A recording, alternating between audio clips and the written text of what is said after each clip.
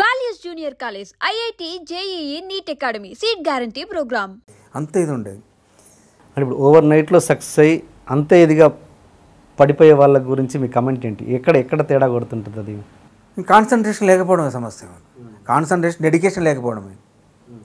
Over night వెళ్ళిపోతున్నారంటే ఇంక మరి dedication లేనట్టే అర్థం. మరి మీరు మద్రాసులో ఇన్స్టిట్యూట్ చేస్తున్నప్పుడు చిరంజీవి గారు, మీరు, నా హరిబాబు గారు, వీళ్ళంతా మీకు దేవదాస్ కనకాల గారు కదా సార్ గురువు గారు? ఎవరండి మీకు గురువు గారు? దేవదాస్ కనకాల గారు ఆయన మాకు లక్ష్మీ దేవదాస్ గారి మిస్సెస్, ఆమె మాకు ఇన్స్ట్రక్టర్.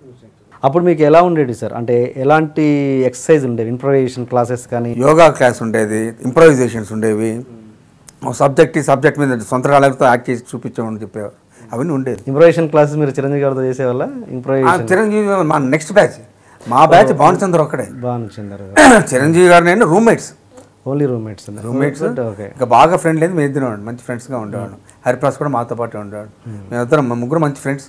వంట చేసుకునేవాళ్ళం, రూమ్లో కలిసి సినిమాలకు వెళ్ళాము, బయటికి వెళ్ళేవాళ్ళం, డిస్కస్ చేసుకునేవాళ్ళం క్యారెక్టర్స్ గురించి అలాగనమాట. ఇంప్రొవైజేషన్ అంటే క్లాసెస్ ఎలా ఉండేవి సార్? ఇంప్రొవైజేషన్ క్లాసెస్ ఎలా ఉండేవి అప్పుడు? తమాషా ఉండేదండి. ఒక ప్రాబ్లం ఇచ్చేవాడు, ఈ ప్రాబ్లం మీద సొంతంగా మాట్లాడేవాడు. ఇంకా ఆ ప్రాబ్లం పట్టుకొని నువ్వు సపోజ్ నేను అప్పడానికి వచ్చాను అనుకోండి, నేను అప్పించాను కదా, నేను ఇప్పుడు ఎందుకు అప్పివ్వట్లేదు అన్నాడు. మాకు ఇవ్వట్లేదు, నాకు దొరకట్లేదు అప్పు, నీకు దొరకకపోతే నాకేంట్రా, నేను ఫ్రెండ్ను, నువ్వు ఇవ్వాలరా అనేవాడు. అది ఇంప్రొవైజేషన్స్ అట్టే డెవలప్ అంటే ఆ ఇంప్రొవైజేషన్స్ కోసం కొట్టుకునే దాకా వెళ్ళిపోయేది. కొట్టుకున్నప్పుడు లక్ష్మీ దేవదాస్ ఆపేవారు, కొట్టుకోకుండా అయ్యా బాబు అని అలా ఉండేది. అంటే ఇప్పుడు మీరు సాయిరామ్ శంకర్ సినిమాలో చేస్తున్నారు కదా, చాలా గ్యాప్ తర్వాత చేస్తున్నారు కాబట్టి అంతా ఆల్మోస్ట్ మీకు కొత్త జనరేషన్ మీ కళ్ళ ముందు తిరుగుతూ ఉంటుంది. ఎలా ఉంటుంది వాళ్ళ నుంచి మీ రెస్పాన్స్, అంటే రెస్పెక్ట్ కానీ? అంటే ఎలా, కొంతమంది మిమ్మల్ని తెలియని వాళ్ళు కూడా ఉండొచ్చు, కొంతమంది బహుశా ఒకరిద్దరు ఉండొచ్చు. ఎలా ఉంటుంది మీ ట్రీట్మెంట్? ఎలా ఉంటుంది? వినోద్ విజయన్ గారి డైరెక్షన్లో నాకు కొత్తదనమే తెలిసేది కదండి. అంత మంచి డైరెక్టర్ ఆయన, మరి చాలా బాగా తీసేవాడు ఆయన. రామ్ శంకర్ గారు నాకు ఎంత ఎంకరేజ్ చేస్తుంటే అతని వల్లే ఆ సినిమా వచ్చింది నాకు. ఓకే. ఆయన ఏదో కింద ఎవరినో మాట్లాడడం కోసం వచ్చి నన్ను పైన చూసి మీరు మళ్ళీ యాక్ట్ చేయాలంటే మళ్ళీ యాక్ట్ చేస్తాను, డెఫినెట్గా బాగా చేయగలుగుతానంటే, మీరు చేయగలరు సార్, అంత టాలెంట్ మీ అన్నీ చూశాను సార్, నేను మీరే చేయాలని చెప్పి కూర్చున్నాడు అన్నమాట. ఆయన ప్రభుత్వం మీదే ఆ సినిమా చేయడం కుదిరింది. మరి ఆయనకి ఎప్పుడు థ్యాంక్స్ చెప్పుకోవాలి నేను. అండ్ ఓకే, డైరెక్టర్ కాకుండా కొత్త నటీనటులు ఇప్పుడు అందరు కాలేజ్ స్టూడెంట్లు ఎవరెవరో కొత్త వాళ్ళు వస్తున్నారు కదా, వాళ్ళతో వాళ్ళు ఎలా ట్రీట్ చేసేవాళ్ళు? ఎలా మీ పట్ల ఎలా ఉండేది రెస్పెక్ట్ కానీ? ఎలా మీ మరి ఆ సినిమా ఎలా ఉండేది? ఆ సినిమా చేసేటప్పుడు మరి అక్కడ ఉండే టెక్నీషియన్స్, మిగతా ఆర్టిస్టులు, అసలు టెక్నీషియన్స్ అయితే నాతో మాట్లాడమే చాలని చెప్పి ఫోటోలు దిగేవాడు నాతో. అంత ఇదిగా చాలా బాగా జరిగింది ఆ షూట్. వైజాగ్లో చేసాము 20 రోజులు 10 రోజులు నాకు షూటింగ్ జరిగింది అనమాట. బయటికి వెళ్ళినప్పుడు ఆ షూటింగ్ స్పాట్లో అవుట్డోర్ షూటింగ్ అటు ఇటు తిరిగేటప్పుడు జనం మీద పడడం కానీ, ఫోటోలు దిగడం కానీ, కాలేజ్ స్టూడెంట్స్ కానీ చాలా క్రేజీగా ఉండేది. ఇంత క్రేజ్ ఉందా నాకు ఇంకా అనుకునేవాడు నేను. అది అలా ఉండేది. క్రేజ్ గురించి మాట్లాడితే మీరు తమిళ్లో హీరోగా చేస్తున్నప్పుడు రజనీకాంత్ గారికి, కమల్ హాసన్ గారికి మంచి టఫ్ పోటీ ఇచ్చారంట. అది ఎంతవరకు నిజం సార్? టఫ్ పోటీ అని కాదు కానీ ఆయన రజనీకాంత్ గారి సినిమాలు రిలీజ్ అయ్యేవి, నా సినిమాలు రిలీజ్ అయ్యేవి. నా సినిమాకు ఉండే ఆడియన్స్ నా సినిమాకు ఉండేవాళ్ళు, ఆయన రజనీకాంత్ గారి సినిమాకు ఉండేవాళ్ళు, దాని ఆడియన్స్ సపరేట్ ఉండేవాళ్ళు. నాకు పరోక్ కావ్దర్శన్ బిరుదు ఉండేదన్నమాట. పరోక్ కావ్దర్శన్ అంటే అందమైన రాజకుమార్ అని పేరు అనమాట. అంటే నేను అంత అందంగా ఉన్నానని నాకు ఆ బిరుదు ఇచ్చారనమాట. ప్రభుదాస్ పట్వారిని గవర్నర్, అప్పటి గవర్నరు, ఆయన చేతుల మీదుగా అవార్డు తీసుకున్నాను. అయితే రజనీకాంత్, కమల్ హాసన్తో 2 పిక్చర్ కూడా యాక్ట్ చేశాను. ఎమిడి 3 తమిళ్ నా క్యారెక్టర్ నేనే యాక్ట్ చేశాను అనమాట. ఎమిడి 3 తమిళ్ అదిశీ పేరు అని. దానిలో నేను యాక్ట్ చేసేటప్పుడు రజనీకాంత్ గారు డైలాగ్ ఇంకోసారి చెప్పు సుధాకర్ అని చెప్పి స్పాట్లో అని ఎంజాయ్ చేశాను. చాలా సరదాగా ఉండేది అనమాట. ఇంకా మీంటూ కోకాలంటే ఒక సాంగ్, ఆ సాంగ్ కమల్ హాసన్ ఆయనే అడిగాడు, ఫోన్ చేసి నువ్వే చేయాలి సుధాకర్ ఆ సాంగ్ అంటే నేను చేశాను. ఎలా ఉండేది అంత రిలేషన్ మీకు? ఎలా రజనీకాంత్ గారితో నేనంటే చాలా ఇష్టం ఉండే ఆయనకి. చాలా సరదా మాట్లాడేవాడు నాతో, అంతా కూర్చునేవాడు నాతో మాట్లాడేవాడు. నేను యాక్ట్ చేసేటప్పుడు చూస్తూ ఉండేది దూరం నుంచి, ఇలా చేతులు కట్టుకొని చూస్తూ ఉండేవాడు. ఆ కామెడీ సీన్స్ కదా ఎమిడి మోడ్లో, ఆ సీన్స్ అని తమిళలో చెప్తా ఉంటే నవ్వేవాడు అనమాట. ఆయన నవ్వుతుంటే నేను చూసుకునేవాడిని. ఎందుకంటే నేను ఆయన ఫ్యాన్. నా కొడుకు చిన్నప్పుడు క్యాసెట్ చూపిస్తే చిన్నప్పుడు ఎప్పుడు భాష అంటుండేవాడు ఆయన అనమాట. అండ్ రాఘవేంద్రరావు గారికి, దాసరి గారితో మీకు మంచి అనుబంధం ఉంది? బాగా అనుబంధం. ఎలా ఒకసారి చెప్పండి. రాఘవేంద్ర గారిది, దాసనారాయణ గారి కంపల్సరీ నేను ఉండేవాడినండి.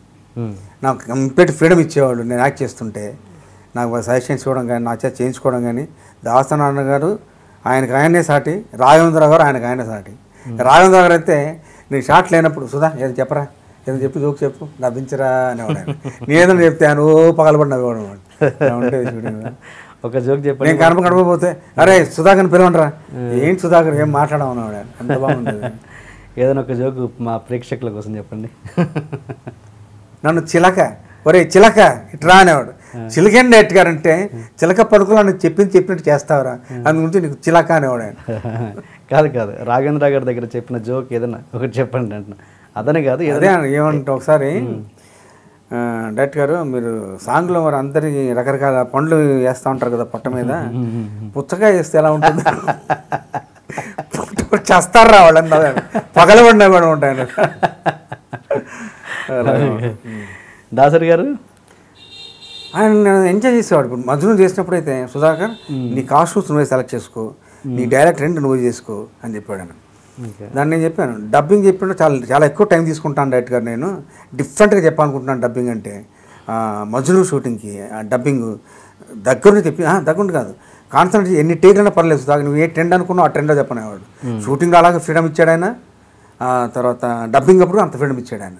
అందుకే మజ్నుడు అంత క్యారెక్టర్ పేరు వచ్చింది, బెస్ట్ విలన్ అవార్డు వస్తుంది అనుకున్నంత పేరు వచ్చింది అండి మజ్నుడు. అలా ముచ్చమద్ ముద్దు పినిశెట్టి ఎవరాజు గారిది, దాంట్లో మంచి పేరు వచ్చింది. విలన్ అనుకుంటే విలన్గా ఐడెంటిఫై చాలా మంచి పేరు వచ్చాయి నాకు.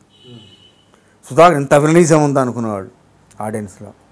ఇప్పుడు మీ అన్నయ్య గురించి వస్తే, ఆయన తను పెళ్లి చేసుకోకుండా మీతోటి ఇప్పటివరకు ట్రావెల్ చేస్తున్నారు, ఆయన గురించి చెప్పండి. మా అన్నయ్య గురించి ఆయన లైఫ్ సాక్రిఫైస్ చేసినట్టు అనుకోవాలండి. ఎందుకంటే నేను ఇన్స్టిట్యూట్లో ఉన్నప్పుడు, నేను ఇన్స్టిట్యూట్లో చదువుకునేటప్పుడు పార్సెల్స్ వచ్చాయి నాకు ఏలూరు నుంచి. ఏంటి పార్సిల్ అంటే చిరంజీవి అన్నది ఇప్పే ఏదో పార్సల్ వచ్చింది చూడండి. దాంట్లో షూసు, నాకు వేసుకొని రకరకాల చెప్పులు, డ్రెస్సెస్ అన్నీ ఉండాను కూడా దాంట్లో. అంత ఇదిగా చూసాను, ఎందుకంటే నా కోసం ఆయన సాక్రిఫైస్ చేసినట్టే. నేను పుట్టాను, నా కోసం అన్నీ చేశాడు ఆయన. అలాగే ఇప్పుడు నా బిడ్డ పుట్టాడు బెండెక్ మైకే. మరి బెన్నీ స్కూల్కి వెళ్ళే దగ్గర నుంచి ఆయన డ్రెస్ వేసుకున్న తర్వాత ఆయనే చెప్తూ ఉంటాడు.